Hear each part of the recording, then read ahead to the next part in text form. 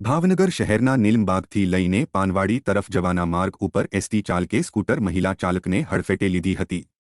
અકસ્માતની આ ઘટના એસટી ડેપો સામે જ બનવા પામી હતી। ભાવનગર એસટી ડેપોની ભાવનગર જસપરા એસટી બસ ચાલકે સ્કૂટર એક્ટિવા ચાલકને પાછળથી ટલ્લો માર્યો હતો, જેને પગલે સ્કૂટર એક્ટિવા ચાલક મહિલા રસ્તા ઉપર ફંગોળાઈ ગઈ હતી। સમગ્ર ઘટના બાદ પોલીસ કાર્યવાહી થઈ હોવાનું સૂત્રોમાંથી જાણવા મળ્યું છે। ત્યારે મહિલાને નાની મોટી ઈજા થઈ હોવાનું જાણવા મળ્યું હતું।